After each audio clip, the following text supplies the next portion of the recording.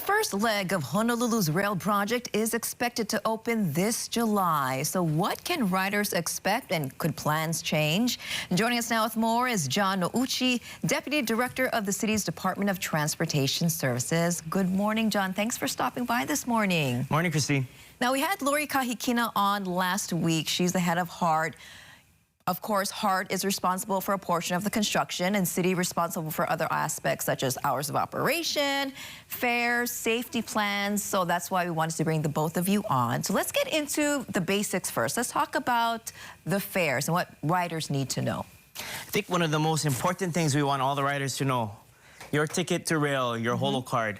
Holo card will allow riders to tap onto rail, and the best part is there's no upcharge for rail, even though it's going to be really fast and not be subject to all the traffic, you know? Right. It's just like another route in our bus system. So all your transfer privileges, if you have a pass, all those things will be all good with the Holo card. So you can go from bus to rail, rail to bus. It's just like riding another route in our bus system. Okay, and if you don't have the Holo card, you're just kind of experimenting, trying it out, what does one ride cost? So one ride costs $3, and after you tap that first time on your Holo card, you'll have you can transfer to any other route, any other bus, or get back on the train for 2.5 hours.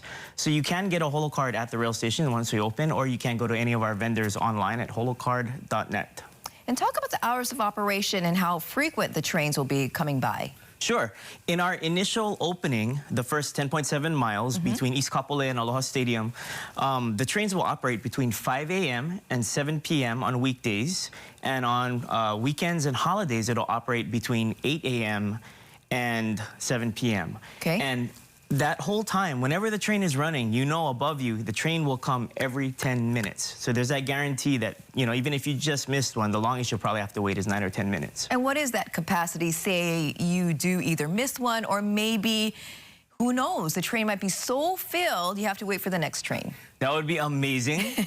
One thing that I think people don't know is how big these trains are. So each train is about 256 feet long. So just for perspective, our longest bus, you know, the ones with the accordion in the middle? Right. That's about 60 feet. Okay. So one train is about equal to 4 of our longest buses, and it's wider too. Okay. Now, John, I do have to ask you, because the hours of operation right now, only till 7 p.m. during the week. A lot of people are saying, I don't even get off till 6 p.m. or 6:30 or 7. I want to catch the rail. How is that going to help me get home faster or on time if I don't want to ride the bus and I want to avoid traffic? So I think one of the things to understand is rail is just one piece of our transportation network. Even though we're opening rail, we still have an awesome supportive bus network right under it. When we looked at when rail was going to operate, we negotiated that with our private train operator.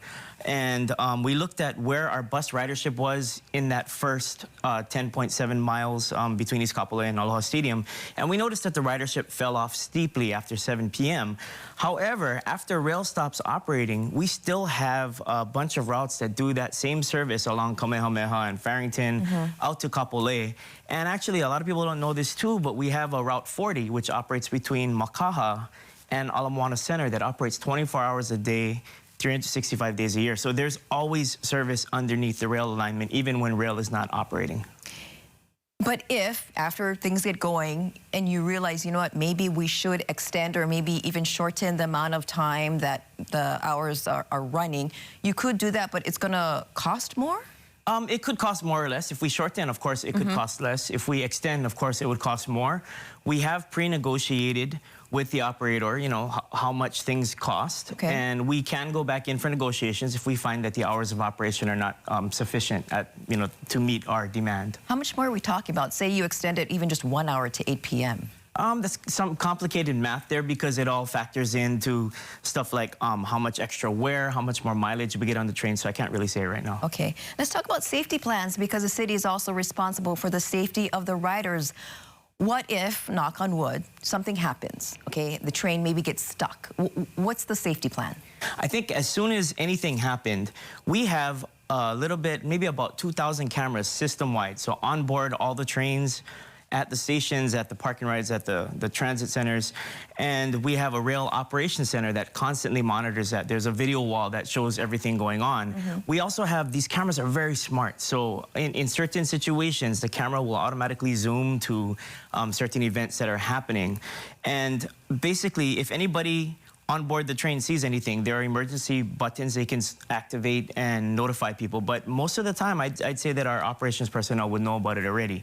But for the passengers' confidence, we do have roving security. We have people that ride the trains. We have station attendants. We have a lot of eyes on the system right now. We want to just ensure a very safe operations for our passengers. So you're saying that hopefully it will get prevented before that even happens? Right. Okay. That's our goal, to be very proactive, to see and anticipate what's going on the system. But knock on wood, if something does happen and something, you know, the train does get stuck with riders on board, what's the plan? We have enough people that should be able to mobilize very, very carefully. We have 3 tiers of security. We have the operator has their station attendants and roving personnel who can hand off to our contracted security, who can then hand off to HPD should anything go really seriously wrong. All right. Expected opening in July? Gonna happen. It's real soon. Real soon, a couple Trains more coming months. down the track. That's right. All right, thank you so much, John Nouchi with the City DTS for stopping by and answering the questions. We hope to see you back here again soon, right before maybe Rail opens. Yeah, we'll come back. All right, thanks a lot, John.